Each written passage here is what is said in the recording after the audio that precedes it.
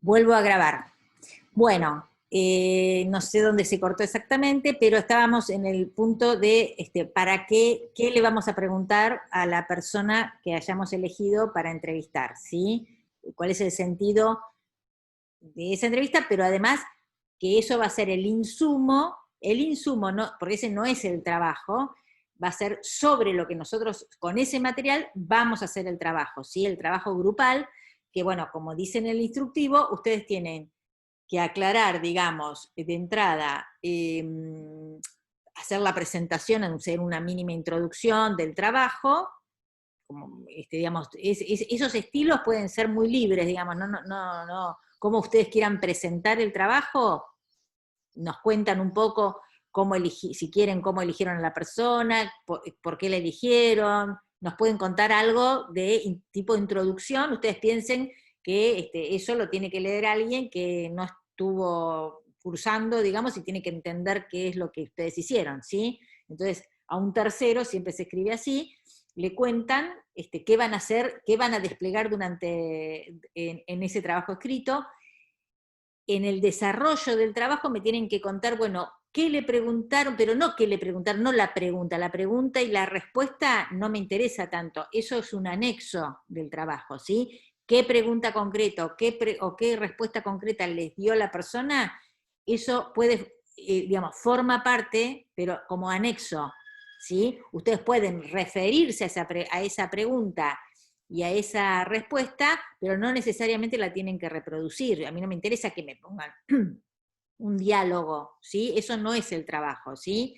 La transcripción de la entrevista no es el trabajo.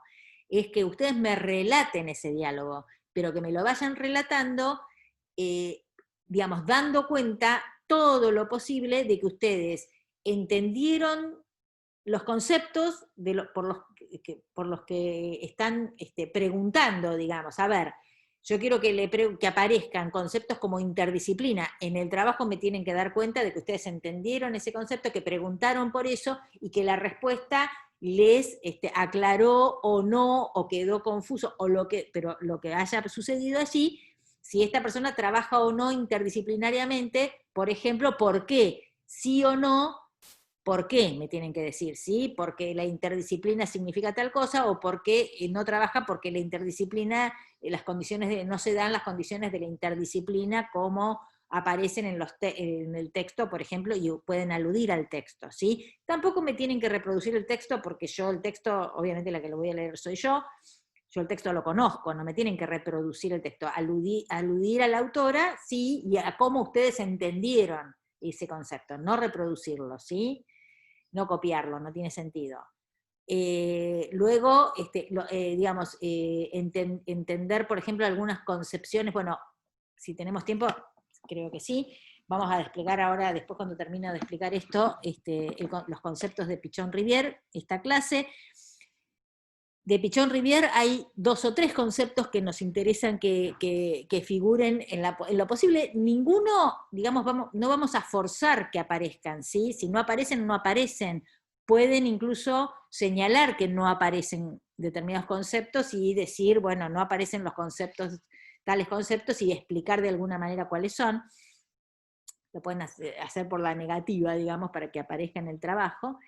Los conceptos de Pichon-Rivière a veces no son fáciles de que aparezcan. Por ejemplo, el concepto de ECRO, Pichon-Rivière tiene un concepto que es una sigla, que es el ECRO, que a nosotros nos interesa que ustedes entiendan de qué se trata.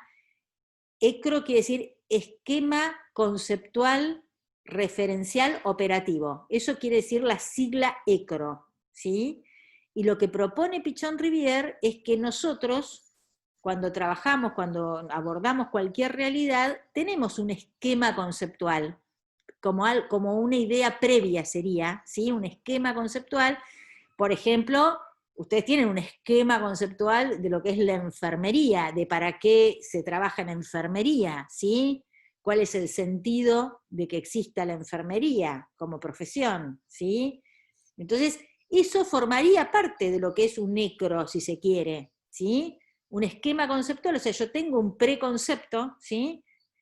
Pero ese esquema, a su vez, dice, para poder trabajar sobre la realidad y transformarla, dice Pichon-Rivière, tiene que referirse, obviamente, a esa realidad, no puede estar ajeno, no puede estar ajeno, ¿sí? Ese esquema a la realidad a la que se refiere. O sea, yo no puedo referirme a la enfermería pensando en otra profesión, por ejemplo, ¿sí? No tendría referencia, digamos, si yo tengo el esquema de, pongámosle algo incluso cercano, si yo creo que un enfermero debe trabajar igual que un médico, por ejemplo, si yo tengo el esquema referencial de la medicina y pienso en la enfermería con un esquema médico, y algo está fallando en esa referencia a la realidad, porque la enfermería tiene otra historia, otro campo de acción, otros objetivos que la medicina o que incluso la psicología, obviamente, ¿sí? Entonces, los esquemas deben ser referenciales a la realidad a la que se refieren, precisamente por eso la palabra, y operativos quiere decir que me sirva para trabajar, que me sirva para operar, para accionar con esa realidad. Fíjense, esa sigla, que es simplemente la explicación, que es lo que van a encontrar en la ficha o en los textos, porque nosotros pusimos la ficha que resume los textos de Pichon Rivière, pero también están los textos si los quieren revisar, ¿sí? Es interesante que lo revisen. Son un poquito más largos, pero bueno, ese concepto es difícil que aparezca en relación a una entrevista. Va a haber muchos otros que van a aparecer mucho más relacionados y ahora vamos a ir viendo. Pero ese concepto, yo les puedo preguntar en la entrevista a ustedes en el parcial, ¿qué es el ECRO? ¿Sí? Según Pichon Rivière. Eso se los puedo preguntar, por ejemplo, aunque no aparezca en el escrito, ¿sí? ¿Por qué es esto? Es un esquema conceptual, referencial, operativo que me sirve para operar, y inmediatamente él propone un esquema que es interesante, aunque tiene su complicación, que es lo que quiero desplegar si tenemos tiempo hoy. Tiene, a ver si, esperen que me parece que hay más gente, ahí. Me pongo a hablar y me olvido de que queda gente afuera, por ahí. Bueno, ya está.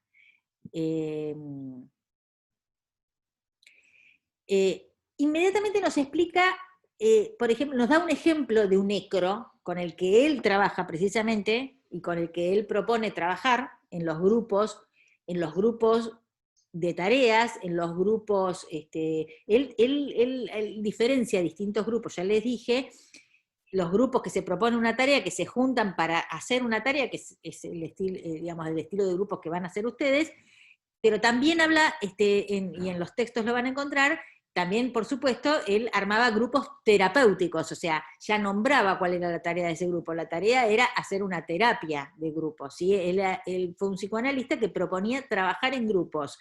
¿Por qué? Porque él decía que todos los problemas, todas las cuestiones que nos suceden a nivel individual, y fíjense y recuerden ahora a un autor que ya vimos, que es Blecher, que lo individual en realidad nunca puede pensarse por fuera de lo social, ¿sí? Por eso Blecher mismo decía, no puedo nombrar un ámbito como individual, porque eso sería como muy abstracto, digamos, pensar a un individuo alejado de sus vínculos sociales, y le llamó ámbito psicosocial para digamos, justamente, atacar esta idea de que no existe un individuo aislado, ¿sí? Sin lazos sociales, ¿sí? A tal punto, entonces, que si cualquier individuo tiene problemas, padecimientos, estos autores, Pichon Rivière, en realidad Blecher fue alumno de Pichon Rivière, Pichon Rivière es anterior a Blecher, fue su maestro. Pichon Rivière pensaba, digamos, que hasta el mismo padecimiento en realidad es un emergente grupal, o sea, y si quieren, esto no colisiona, digamos, no es opuesto a lo que pensaba Freud, porque para Freud también el psicoanálisis y la psicología, incluso le llamaba la psicología del yo, no se puede pensar sin la psicología de los vínculos, ¿sí? Incluso tiene un texto que se llama, y es muy famoso, la psicología del yo y análisis de las masas.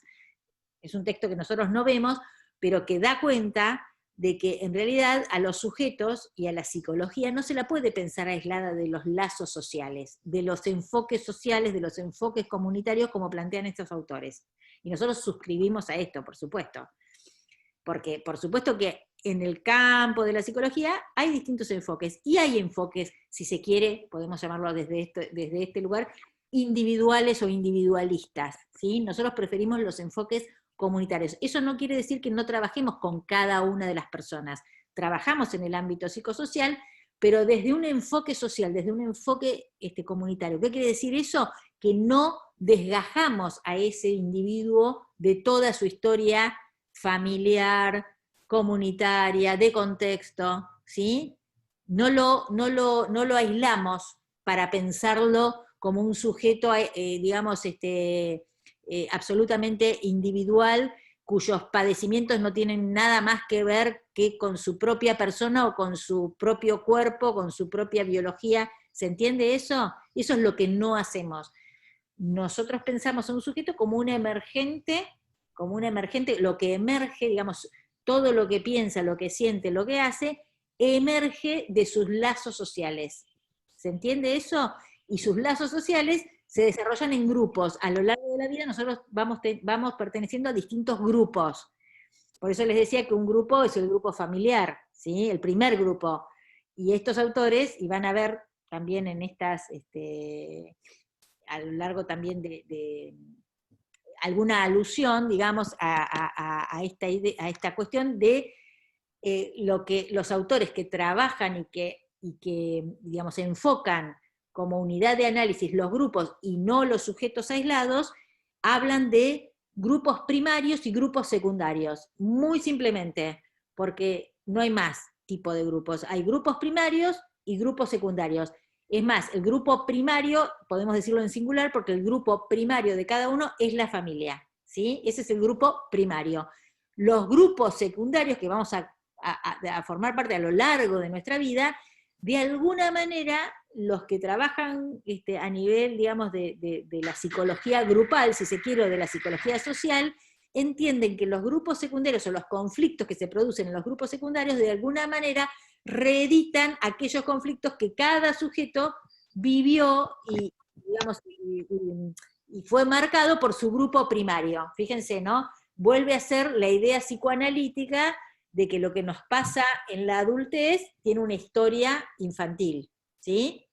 Si se quiere, el grupo primario sería la historia infantil de todos nuestros grupos secundarios. ¿Se entiende eso? Alguno me diga, sí. A ver. Sí, profe, se entiende. Qué amable. Bueno, gracias, porque es difícil a veces cuando, cuando no los veo. Ahora no me están viendo a mí porque se está haciendo de noche y yo no encendí la luz. Ahora vuelvo, enciendo la luz. No, la tengo acá nomás, acá cerquita. La voy a encender acá para que me vean. Ahí vamos, ahí vamos.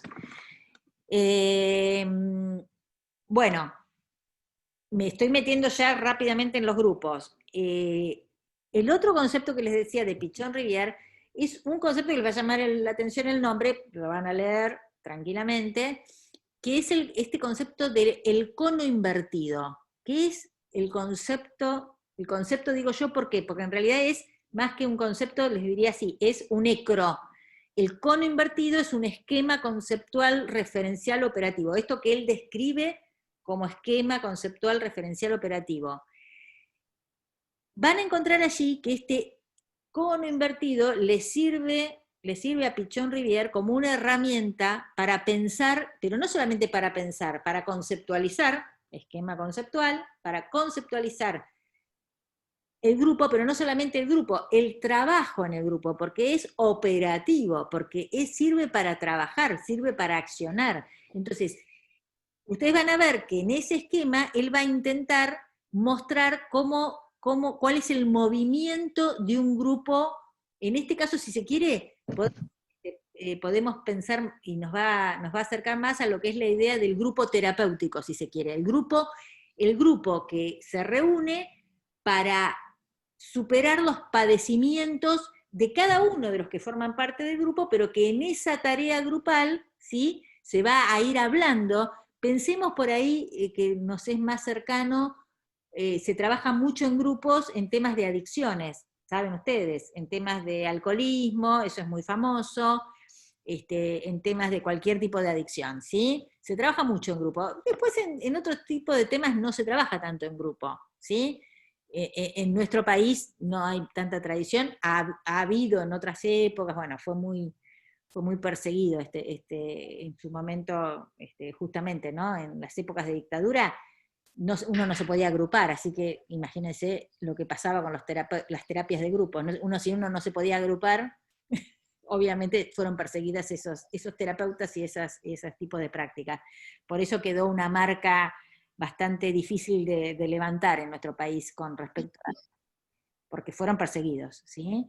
Fíjense a qué punto, ¿no? De locura hemos llegado. Pero bueno, hay una historia, entonces, de este tipo de terapéuticas, aunque no es lo más común hoy. Nosotros estamos más acostumbrados al psicólogo que trabaja a nivel individual, aunque tenga un enfoque social, aunque tenga un enfoque comunitario, pero es a nivel individual que trabaja, y otros que lo intentan, digamos, y las temáticas que más se encuentran más frecuentemente como trabajo grupal es sobre adicciones, por ejemplo. Sin embargo, Pichon Rivière en realidad empezó a idear el trabajo grupal porque él fue director de uno de los hospitales psiquiátricos, ¿sí? Importantes, de un hospital psiquiátrico importante. Entonces, yo no quiero meter la pata, pero porque no me acuerdo bien ahora. Estoy de nuevo con la cuestión de la memoria, pero no me acuerdo en cuál, no me acuerdo exactamente cuál. Estoy por decir el Borda, pero no estoy segura, no estoy segura, así que lo vamos a revisar. Pero bueno, él proponía trabajar en grupos, porque claro, en un manicomio, lo voy a decir así porque yo sigo llamándole práctica manicomial, la práctica manicomial de los hospitales psiquiátricos, ¿cuál es? Tener a los enfermos que padecen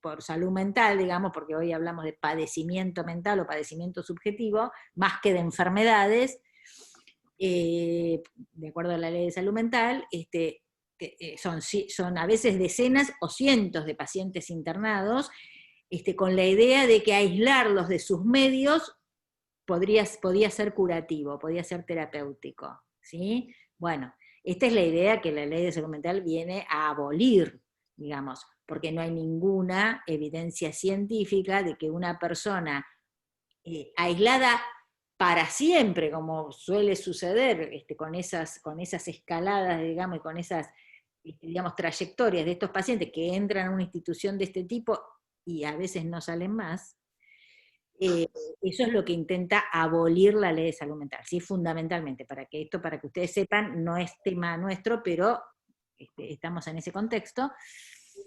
Bueno, este autor, que son los autores que nosotros elegimos porque han sido referentes de las enseñanzas de la psicología y, y siguen siendo vanguardia en muchos temas, a pesar de los años que han pasado, trabajaba con grupos porque esa era la manera de abordar la mayor cantidad de pacientes posibles, porque si era uno por uno, se imaginan, tenían que tener un ejército de 100 o 1000 psicólogos y psiquiatras trabajando uno por uno. Una cuestión, digamos, que no es por economía de personal, sino por una cuestión de realidad, una realidad que no se podía, era inabordable de otra manera, las condiciones eran esas, había un equipo para trabajar. Entonces se empieza a trabajar en grupos, incluso se trabaja en grandes grupos, ¿sí? A veces, pero bueno, lo que nosotros vamos a contar es en este grupo pequeño, este grupo que dice Pichon Rivière no es una multitud, grupo y multitud se diferencian, ¿no? No cualquier conjunto de gente es un grupo, les decía hoy, y un grupo es un grupo pequeño que se asume y adjudica roles, que es un número determinado, no demasiado enorme, digamos, porque si no pasamos a otra escala, en un tiempo y espacio, ¿sí? Que se reúnen en un tiempo y en un espacio, eso es así. Y que, digamos, comparten mutuas representaciones. ¿Por qué? Porque están conviviendo, ¿sí? En esos tiempos y esos espacios en común. ¿sí? Pero lo más importante es lo que dice al final de esa definición, que es, en cada grupo, cada uno asume el rol que los otros te adjudican y adjudicás roles a otros que asumen o no. Ojo, a veces uno no asume los roles que se adjudican. Ahora, el tema de roles lo vamos a ver en la próxima, ¿sí? Que lo vamos a ver con otro autor que es Romero, no me acuerdo el nombre, por supuesto, Romero, pero me acuerdo el apellido. Ahora no me acuerdo, si ustedes se acuerdan me dicen, o lo ven,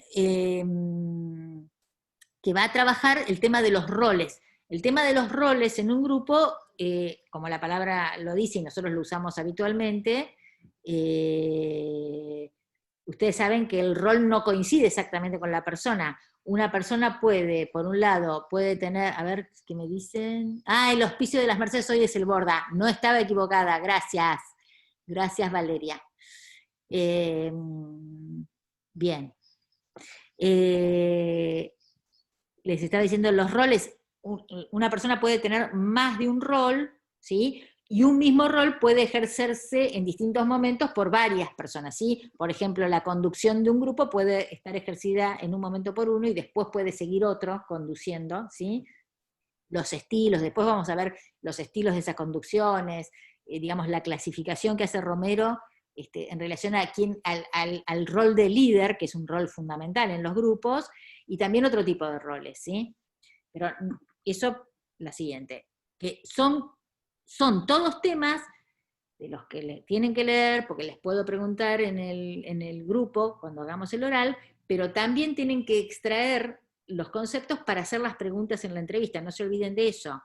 En la entrevista, voy a volver un poco allí, tienen que preguntar, entonces, todos esos temas que vamos a ir desarrollando, yo por eso me apuro un poco para mencionárselos, hoy voy a tratar de mencionarles todos, para que ustedes en cada grupo, si es necesario, para digamos, dinamizar el tiempo, pueden repartirse esos textos para empezar a buscar preguntas por todos esos textos para poder hacerle a la entrevista, al entrevistado o entrevistada, y que esos temas aparezcan en el escrito, porque cuanto más temas aparezcan, más rico va a ser ese escrito, ¿sí? Cuando más temas de los que aparecen en la bibliografía, ¿sí? La bibliografía que ustedes tienen que ver, de la unidad temática 4, pero no se olviden también que ustedes tienen que agregar la unidad temática de enfermería y géneros. Hay otra más, unidad temática que tiene solamente enfermería y que no tienen las otras carreras. No se olviden de eso, porque algunos de esos temas también tienen que incorporarlos, ¿sí? Profe, una pregunta. Dale. Sobre las preguntas que le tenemos que hacer a los enfermeros, ¿solo tiene que ser no puede ser de la unidad 1, 2 y 3, o solamente de la 4 y la de enfermería? Puede ser, no está prohibido, digamos. Pueden preguntarle sobre la 1, 2 y 3, pero recuerden que este parcial es parcial, es digamos, el control, el registro de que ustedes aprendieron este tramo, ¿sí? Por eso ya tenemos la calificación de ustedes del otro tramo, y ahora necesitamos la de este tramo. O sea, puede ser, pero eso no puede ser lo único que le pregunten, eso seguro, ¿sí? Puede enriquecer. Ustedes primero hagan todas las preguntas que tienen que ver con esta parte del programa, de la bibliografía del programa, porque tienen un montón, les aviso, si no lo van a hacer muy largo. Fíjense que también tiene un tope ese trabajo escrito, ¿eh? No pueden ser más de no sé cuántas páginas, 7 creo que son. 7 páginas, aparte pueden poner los anexos, pero no puede ser mucho más, más largo que eso, porque si no sería, no sé, no terminamos más. Tiene que estar la mayor cantidad de conceptos posibles, y si ustedes agregan alguno de las anteriores, eso lo enriquece, pero no es el eje, ¿sí?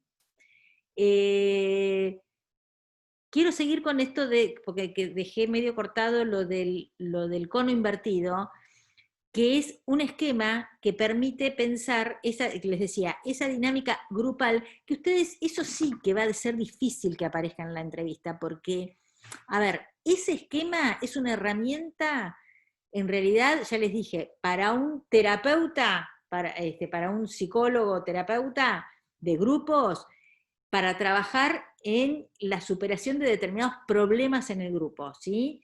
Y fíjense que él pone ese cono invertido, ¿por qué? Porque él parte de suponer en la base los miedos básicos, dice él, ¿sí? Los miedos básicos al cambio, ¿no? Porque él dice, el grupo cuando se estanca, cuando no, digamos, cuando no avanza en las recuperaciones que tienen que tener como resultado de ese grupo, estamos pensando en un grupo terapéutico que no tiene nada que ver con lo que hacen ustedes, con lo que van a hacer ustedes, pero me es más fácil de explicarlo, después hacemos algunas asociaciones con el grupo, con lo que sería un grupo de tareas. A ver, la tarea en todo caso de un grupo terapéutico es curarse, sería, ¿no? Que todos los miembros avancen en su curación, ¿sí? De los padecimientos que sean. Pensemos en una adicción, ¿no? Lo que supone Pichón de entrada es que ese grupo, si está formado por gente que tiene conductas adictivas, que le cuesta salir de eso, obviamente hay miedos básicos que son inconscientes, es la dimensión implícita, digamos, yo quiero curarme, pero no puedo, y ese no puedo curarme implica que, según Pichón Rivière, hay ciertos miedos básicos que son miedo al ataque y miedo, sería, no, hoy estoy mal. Miedo a la pérdida, Dios mío. Miedo al ataque y miedo a la pérdida. Yo siempre, digamos, Pichón dice, yo no voy a cambiar algo porque tengo miedo o de perder algo, ¿sí? Sí. O de que me ataquen, ¿sí? O que incluso puede estar relacionadas esas dos cosas, ¿sí? Pierdo algo y entonces me siento vulnerable, ¿sí? Digamos, y esto es inconsciente. ¿Qué es lo que uno pierde si deja una adicción? Digamos, hay que descubrirlo, ¿sí? Eso no es inconsciente. Hay algo a lo que uno se está aferrando así que no sabe, ¿sí? Entonces, justamente, digamos, el trabajo terapéutico va a tratar de mover esas resistencias, ese temor al cambio. En términos de Pichón Rivière va a ser como avanzar en un cierto aprendizaje. Fíjense que uno de los vectores en los que ponen el cono invertido es el aprendizaje. Yo a medida que puedo dialectizar, digamos, esa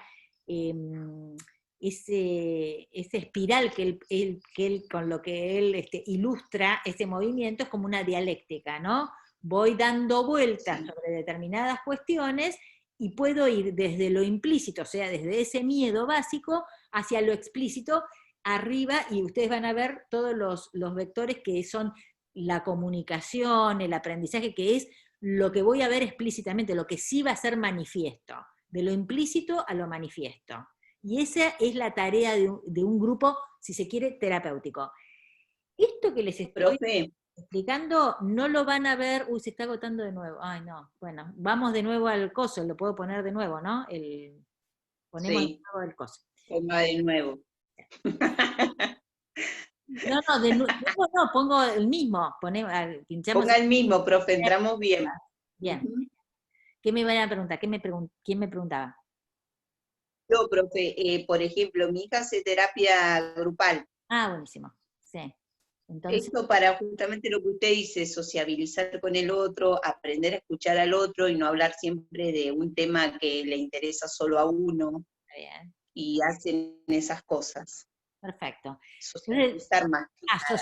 Asociar por ahí con eso que te cuenta, porque en realidad tiene que ver con esta dinámica, digamos, y ahí van a ver todos los vectores, ¿no? O sea, vieron que, bueno, de un lado va a poner la pertenencia y la pertinencia, por un lado, o sea, que no es lo mismo. Sí. De un grupo, uno dice, él va a explicar cada uno de eso que describe el grupo, digamos, que es pertenecer a un grupo, no es lo mismo afiliarse que pertenecer, dice, bueno, y hace ahí alguna diferencia entre, por ejemplo, no es lo mismo ser un afiliado a un club de fútbol que pertenecer al equipo de fútbol. La pertenencia al grupo, digamos, es algo, digamos, que tiene que lograrse para conformar un verdadero grupo. O sea, no hay verdadero grupo si los sujetos del grupo no se sienten pertenecientes a.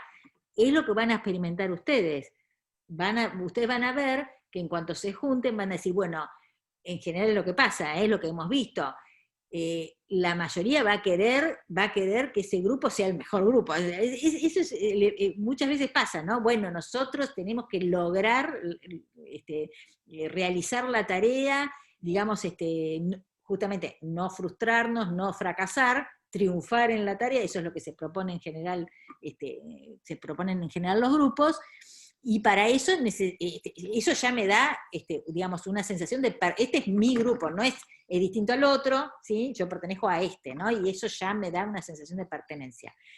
La pertinencia de la tarea tiene que ver precisamente a que no me puedo proponer cualquier tarea, o sea, si estoy en un grupo que tengo que lograr hacer una entrevista para mostrar el grado de satisfacción o insatisfacción que esa persona tiene y mostrar lo que aprendí a partir de todas las cuestiones que indagué en la entrevista, como tienen que hacer ustedes, esa es la tarea pertinente. No me puedo proponer, qué sé yo, hacer una lectura de, digamos, de hacer un resumen del texto. Esa no era la tarea, ¿sí? ¿Se entiende? Por ejemplo, esa no es pertinente. La pertinencia de la tarea es muy importante. ¿Alguien tiene el cono invertido ahí a mano? Yo. Del texto, ¿no? Ah, ¿sí lo tenés? Decime cuáles son las distintas, andá diciéndome, porque yo los estoy mezclando. De un lado está pertinencia, y qué viene, y qué dice abajo. ¿Pertinencia? Sí, de un lado del cono dice... de un lado del cono dice afiliación, pertenencia. Eso lo acabo de decir. Del otro lado del cono dice comunicación. Exacto, eso de arriba. Afiliación, pertenencia, Sí. comunicación. Comunicación es lo más explícito, digamos, del grupo. El grupo se comunica, si no se comunica no puedo escuchar nada, no entiendo, no. Comunicarse, ojo, que uno se comunica verbalmente y también no verbalmente, digamos, ¿no? Con los gestos. Está bien. Comunicación es todo. Sigamos, a ver, ¿qué más? Sí. ¿Qué otro? Dice cooperación, aprendizaje. Exacto. Un grupo, digamos, esa palabra de cooperación lo van a encontrar también en el texto de Romero. Sí. Creo que no entro nada más. Bueno, en el texto de Romero, y lo más fácil de entender de que un grupo es, coopera, porque fíjense la palabra, opera con, o sea, grupo operativo, le llamaba Pichón Rivera, además de grupos de tareas o grupos operativos. Opera, acciona, ¿sí? Entonces, cooperar es operar con, ¿sí? Entonces, si yo estoy en un grupo que acciona en conjunto, estoy cooperando. Pero lo más importante es diferenciar lo que van a encontrar después, en realidad, es que esa cooperación se diferencia de la competencia, ¿no? Porque yo también en un grupo puedo empezar a competir en lugar de cooperar. Y fíjense que hay cierta oposición entre competir y cooperar. ¿Cuál sería esa diferencia? Romero lo va a explicar después más claramente, que es, digamos, cooperar es, si el otro triunfa, yo también triunfo, los dos ganan, digamos, porque me conviene, digamos, en la cooperación a mí me conviene que el otro logre lo que se propone, porque en ese logro pertenezco al mismo, digamos, a esa misma dimensión que me va a hacer ganar a mí también, que me va a hacer triunfar a mí también. En cambio, en la competencia es todo lo contrario. Si el otro gana, yo pierdo. Digamos, la competencia. Bueno, sería como gana. Individual. Obvio. Hay competencia, bueno, la competencia deportiva, claramente gana uno o gana el otro. No, digamos, si el otro gana, yo pierdo. Eso no. En cambio, en la cooperación, si el otro gana, yo también gano. ¿Sí? Y fíjense que va a haber distintas situaciones en la vida, y en general, así como suena con lo que dije, si ya vamos a hablar de equipos y de interdisciplina y de equipo de salud, obviamente vamos a estar más del lado de la cooperación que de la competencia. Ahora, la competencia vamos a tener en cuenta, en realidad a veces se produce entre los grupos. No, el nuestro es mejor que el otro. Eso pasa. Puede ser un incentivo, ¿eh? No está mal que uno compite y quiera ser mejor, digamos, que eso lo incentive y que sea una motivación, como dice el cuestionario, una motivación intrínseca. ¿Qué quiere decir intrínseca? Que me lo motivo a mí mismo, que no es extrínseca, que no viene de afuera la motivación, que me lo propongo yo misma. Sí. ¿Eh? Sí. En ese sentido, digamos, pero justamente hay una tensión entre esas dos situaciones en los grupos, ¿sí? Entre la cooperación y la competencia, ¿sí? Y otro Sí. término que aparece ahí en el cono. Y después dice pertinencia tele. Ya lo expliqué. Tele en realidad es tele. Si no tiene el acento, en realidad Tele. tendría que tener. Sí, tele. Tele es la palabra más rara que aparece, porque todas las demás se entienden Sí. de qué se trata. También me dijiste aprendizaje, ¿no? Del otro lado. No, del otro lado sí, cooperación, aprendizaje. Sí, me olvidé también, digamos, aprendizaje, ahora voy a aprendizaje. Les explico primero tele, que está ahí abajo. Sí. Una palabra que no usamos mucho coloquialmente. Tele obviamente tiene que ver con, tele es la distancia, ¿no? Televisión es la visión a distancia, teléfono es la voz a distancia, ¿no? La palabra tele significa distancia de alguna manera, y tele, así como aparece en ese término, el sentido que le da es, justamente tiene que ver con la distancia o afinidad que tengo con el otro. En todo grupo tiene que ver con una cuestión bien afectiva. Nosotros usamos más una palabra que ni siquiera es en castellano, que es feeling. ¿Vieron? ¿Tengo feeling o no tengo feeling? Sí. O sea, no sé si se Sí. usa tanto ahora, por lo menos en época se usa. Sí, se Digamos, usa, la simpatía se que usa. puedo tener con el otro, ¿sí? O sea, simpatía o antipatía. El otro me cae más, Sí. o sea, y no tengo explicación, ¿eh? No hay ninguna explicación, porque yo lo acabo de conocer y me cayó de una manera o de otra. La explicación que por supuesto vamos a encontrar si indagamos es que esa persona nos trajo algún recuerdo de alguien que Claro. resulta muy agradable o de alguien que todo lo contrario, Sí. por sus características, por lo que fuera. Puede cambiar eso también, ¿eh? Eso cambia, digamos, a medida que uno conoce, obviamente, pero eso tiene que ver y juega en un grupo, ¿sí? ¿Qué afinidad puedo tener con el otro? ¿Sí? Esa es más o menos la explicación que da Pichón. Y voy al término de aprendizaje, porque ese sí es muy importante. El concepto de aprendizaje para Pichón es todo lo que se aprende, justamente se aprende. Y él también lo relaciona con lo terapéutico. De alguna manera, lo terapéutico tiene que ver con el aprendizaje. ¿Qué quiere decir? Que adquiero algo nuevo, que aprendí algo nuevo, que justamente para cambiar, digamos, a ver, el cambio mismo implica aprendizaje. A ver, es incorporar algo nuevo a lo que yo ya tenía. Si no, yo me resisto a cambiar algo. Cambiar algo es cambiar hacia, digamos, hacia algo nuevo, diferente. ¿No es cierto? La palabra lo implica. Eso implica que tengo que aprender. Aprender quiere decir que yo asimilo algo nuevo y eso, digamos, determina determinadas modificaciones en lo que pensaba, en lo que conocía, en lo que sabía, incluso de mí mismo, ¿sí? De mí misma. Sí. ¿Sí? Entonces, de alguna manera lo terapéutico